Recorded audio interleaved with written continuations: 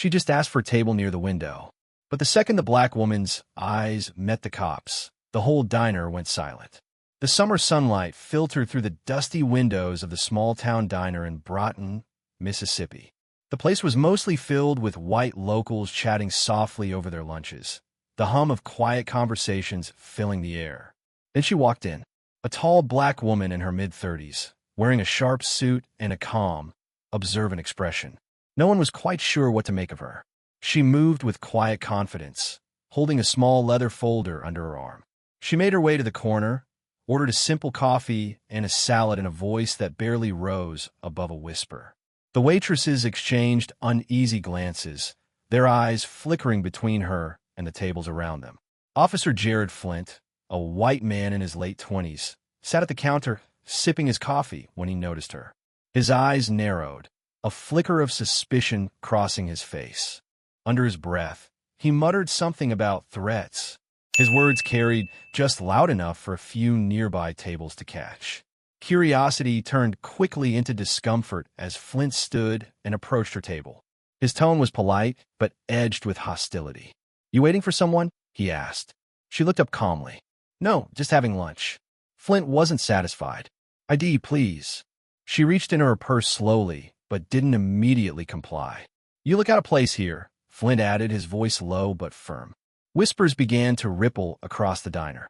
A white couple at a nearby table exchanged looks, their judgment clear in their eyes.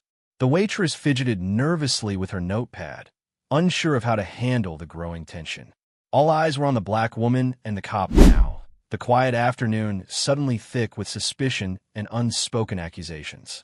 "Hi, my name is Malik. If you believe stories like this need to be heard, please hit like and subscribe right now. Your support helps us shine a light on real injustice." The diner's usual rhythm slowed as the afternoon wore on. The clatter of dishes and low murmur of conversation faded into the background, replaced by the heavy weight of silence hanging over the small crowd. Outside, the heat pressed down on Broughton, Mississippi, a town where everyone knew each other's names and histories, and where the past often lingered in the corners of everyday life.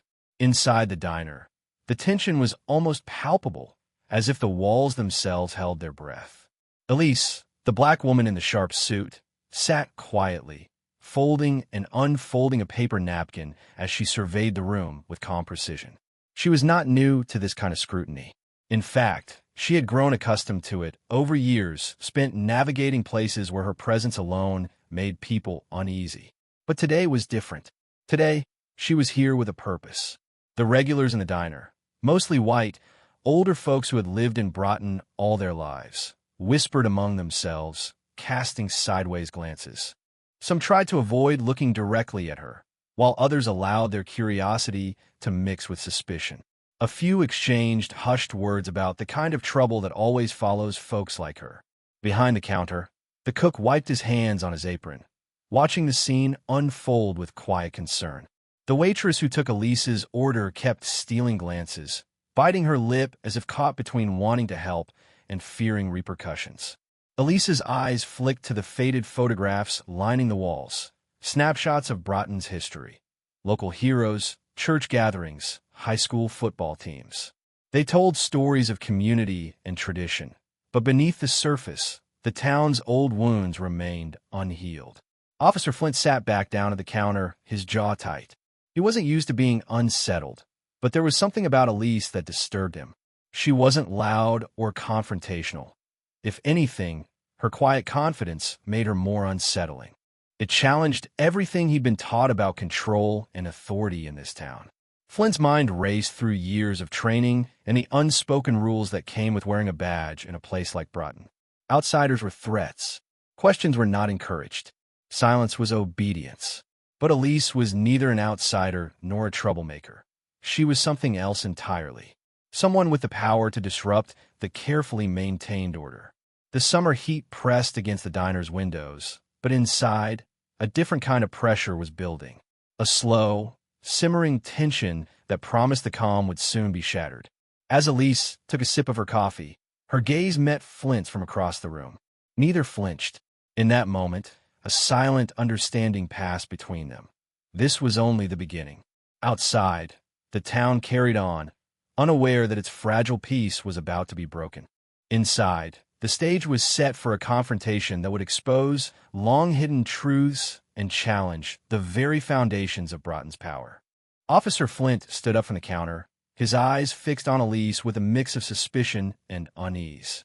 He walked toward her table with purpose, each step echoing the weight of the authority he believed he held in this small town. "Ma'am," he began, his voice steady but edged with a subtle accusation. "You're causing a bit of stir here. You waiting for someone? Or just passing through?" Elise looked up slowly, meeting his gaze without a hint of fear. "Just having lunch," she replied calmly, her voice measured and unwavering. But Flint wasn't convinced. His training kicked in, clouded by assumptions he couldn't shake. "I'm going to need to see some identification," he said, leaning in slightly, as if trying to intimidate her into compliance. Elise hesitated only a moment before reaching into her purse, pulling out a wallet. She didn't hand it over immediately, instead letting the silence stretch, thick with tension. Around them, the diner's patrons shifted uneasily, sensing the confrontation but unsure how to react. Flint's gaze flickered to a couple seated nearby. Their eyes narrowed as they whispered amongst themselves. "She looks out of place," one murmured, loud enough for a few to hear.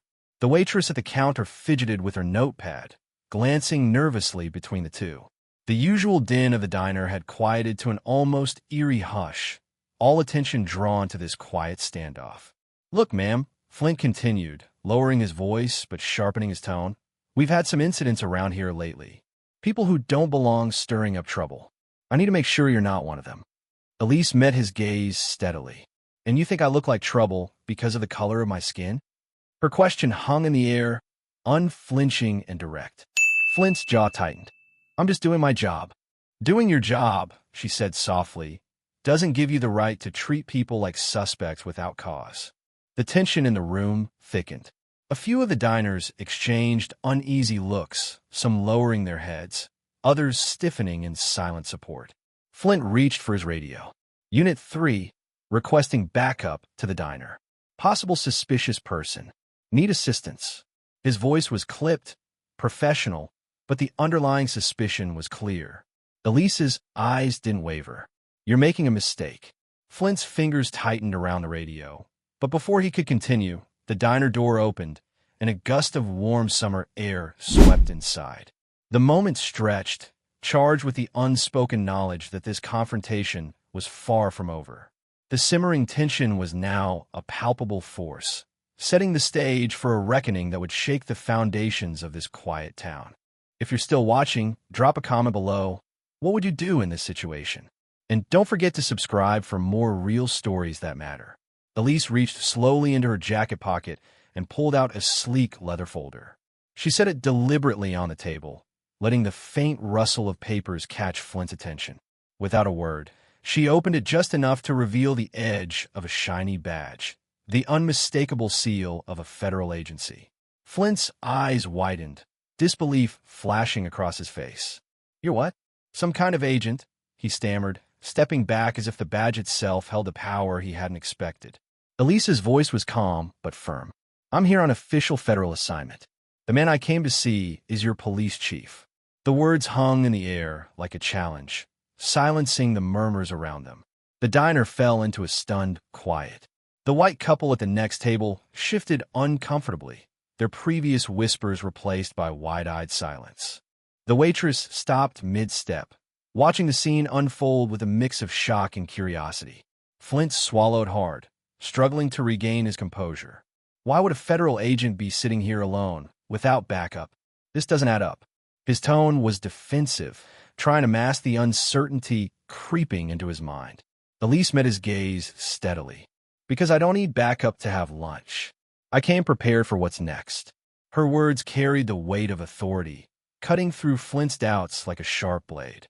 She began to lay out what she had uncovered in Broughton, a series of internal complaints about racial profiling, intimidation tactics, unexplained injuries during arrests. Stories that had been dismissed or buried before they could reach the public eye. Flint listened, his initial skepticism giving way to a reluctant acknowledgement. The evidence was overwhelming. and it was impossible to ignore the reality of the corruption festering beneath the surface of their quiet town. Then, the diner door swung open again, and a tall man in a crisp uniform stepped inside. Chief Dale Crumb, the very man Elise was here to expose, carried himself with a confident air of someone used to being untouchable. Crumb's gaze swept the room, landing last on Elise. His lips curled into a cold smile. "This is my town," he said smoothly. "We handle our problems here." But Elise wasn't intimidated. She slid a thick envelope across the table toward him, a subpoena signed by a federal judge, along with detailed evidence of his crimes. The room seemed to hold its breath as Crumb's facade cracked. Before he could react, the unmistakable badges of U.S. Marshals flashed as they entered behind him, ready to serve justice. Flint watched, frozen, as the once untouchable chief was cuffed and led away. The quiet town of Broughton was about to face a reckoning it could no longer avoid.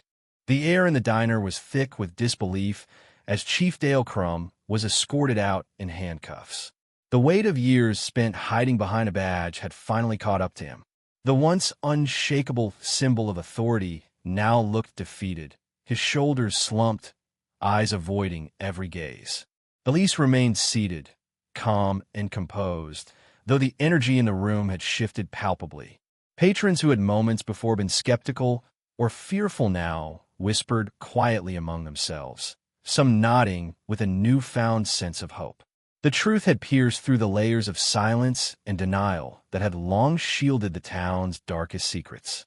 Officer Flint stood near the doorway, his mind racing. He had been part of the system for years, trained to protect its image, even when that meant ignoring the cries of those who suffered.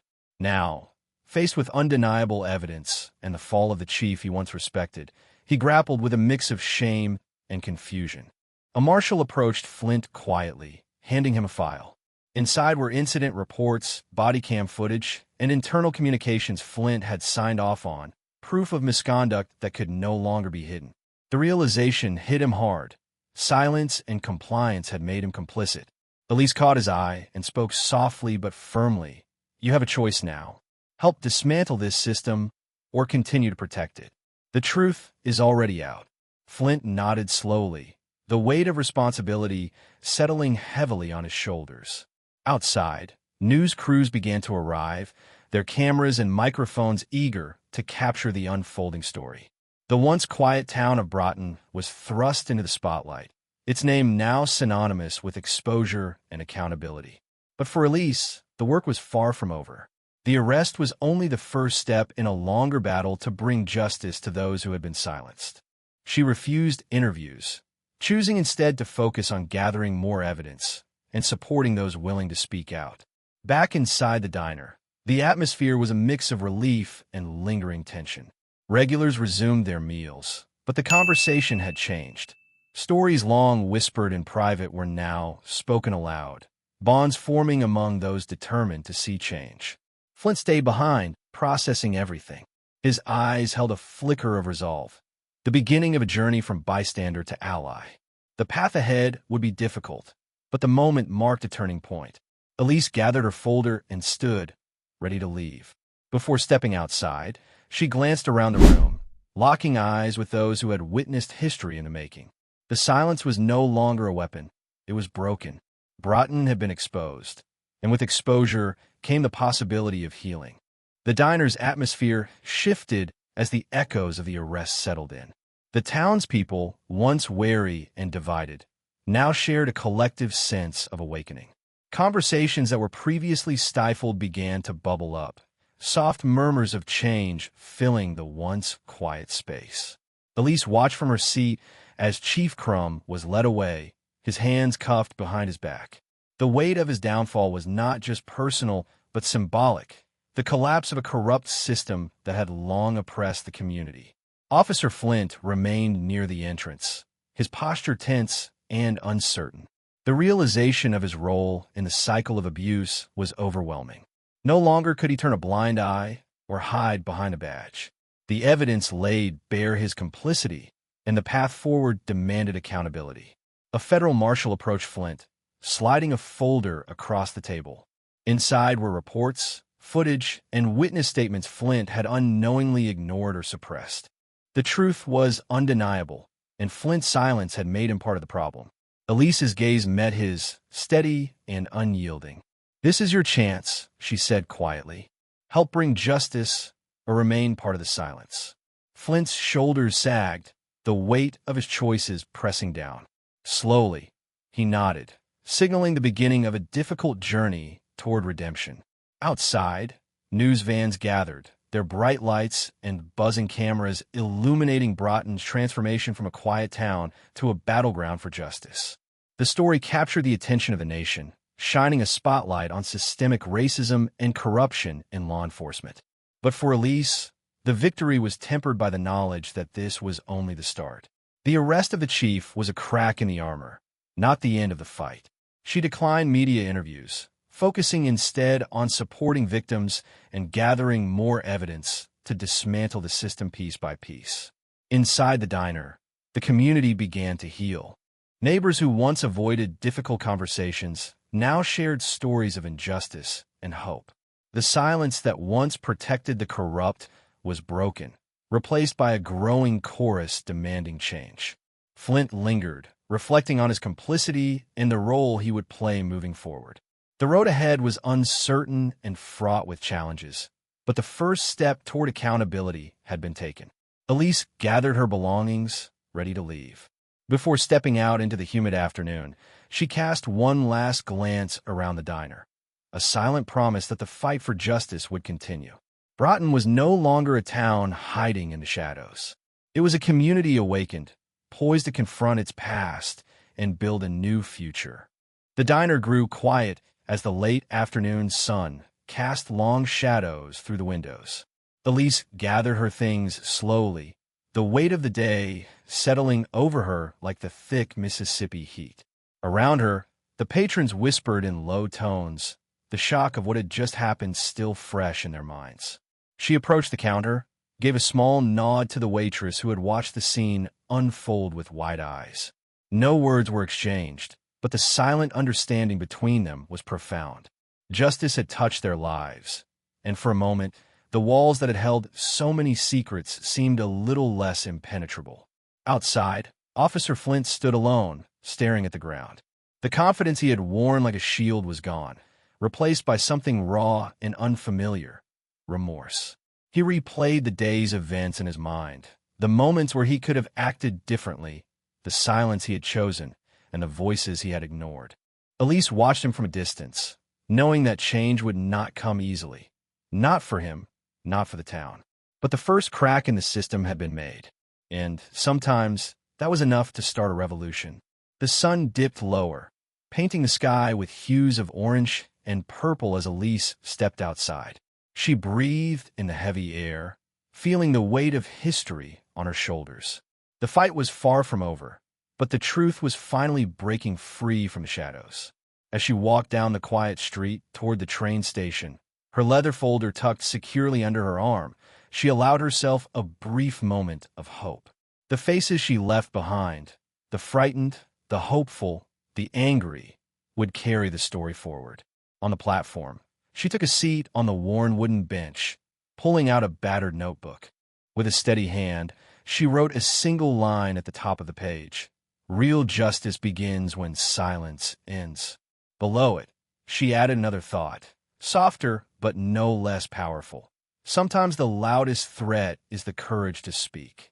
The train whistle echoed in the distance, growing louder as it approached. Elise closed her notebook, stood, and boarded with quiet determination. Behind her, Broughton faded into the twilight, a town forever changed by one woman's refusal to be invisible. Her story was not about glory or headlines. It was about breaking the silence, about demanding dignity, and about lighting a path through the darkness. And though the journey ahead would be long, she knew this was only the beginning. If this story moved you, give it a thumbs up, share it with someone who cares, and subscribe for more powerful true stories. Let's stand up to racism together. See you in the next video.